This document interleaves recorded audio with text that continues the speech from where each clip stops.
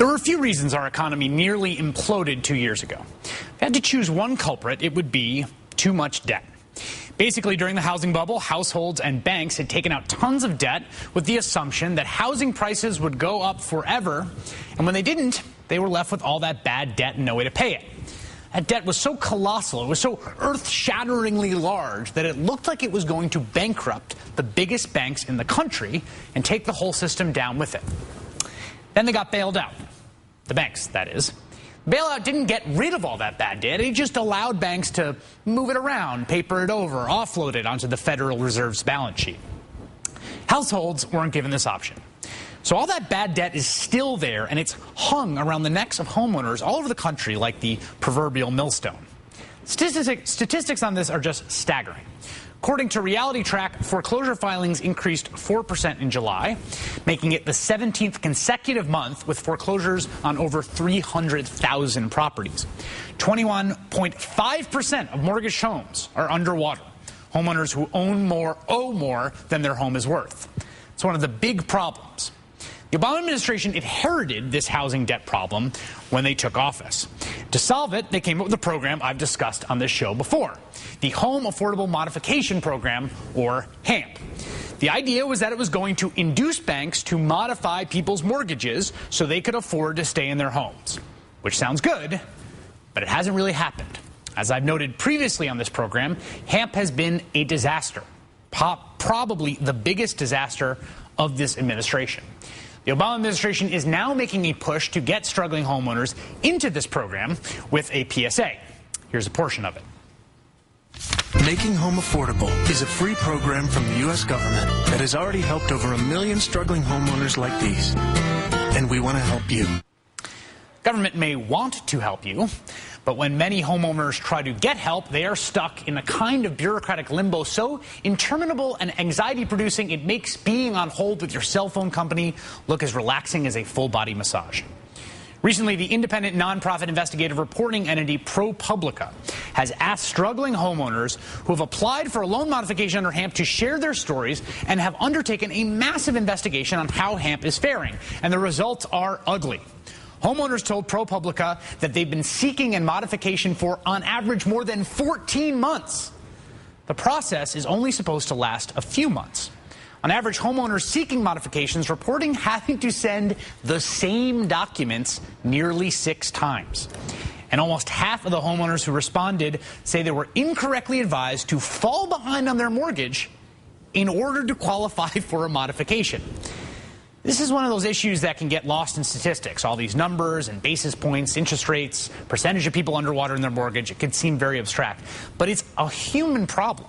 It's about real people attempting to wriggle out from under all this bad debt so they can take care of the other aspects of their life. Our next guest is one of those people. Joining me now is Susanna Wertheim, who has been trying to work with Wells Fargo to modify her mortgage since January 2009. She was profiled ProPublica recently. Susanna, thanks so much for being here. Thank you. Okay, can you tell us a little bit about your situation? What got you to this point? How did your troubles start, as it were? Well, in December of 2008, the very first week, I lost my job in the morning. I was a hospice nurse, and in the afternoon, I had an appointment with my oncologist and found out that I had my breast cancer had metastasized and was terminal. That later on that month, I had been talking to the county about getting my property taxes lowered, and later on that month, the bank sent me a note saying they were going to that they had paid the escrow balance, as it were, and they were going to. I had to pay that immediately, and I would lose my right to argue with the county about the assessment. So you received your diagnosis, you lost your job. How long have you been in this home? I bought it in July of 2005.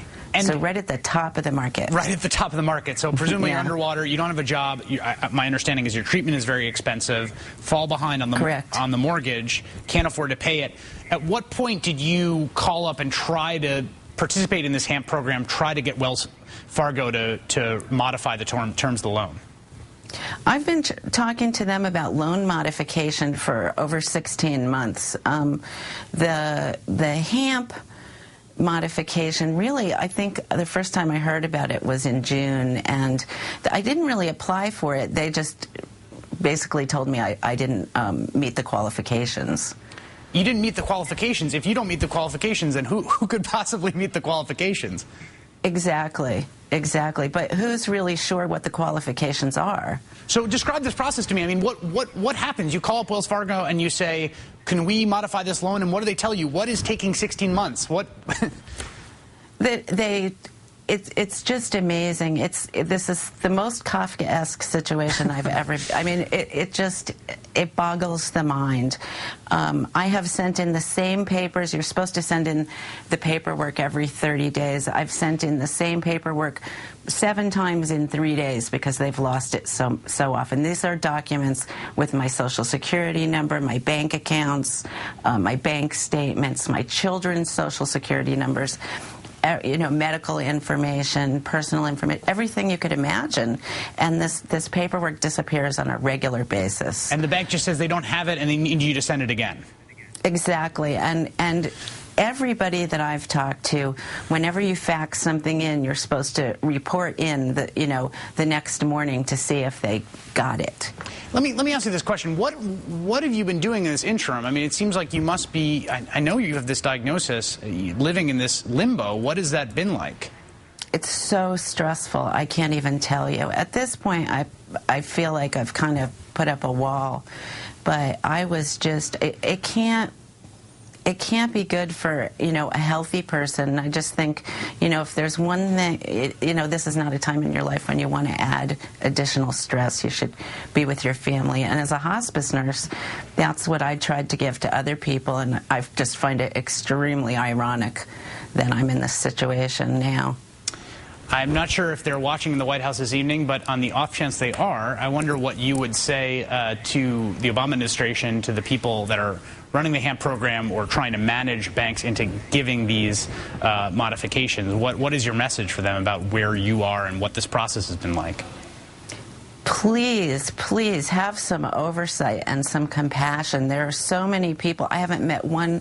There are so many people now that need help, people like me who are sick. And it's not, when I got my loan, I could afford my house. It wasn't a pipe dream. It was just, I'm in a terrible situation. I'm exactly, as you said, the kind of person that the HAMP modification is supposed to help. The rules, every time I hear different rules about the HAMP program, I was told that I would have to make $9,000 a month in order to qualify for my loan. Susanna Wertheim, I really appreciate you coming on tonight. Thank you so much for sharing your story, and good luck to you. Thank you.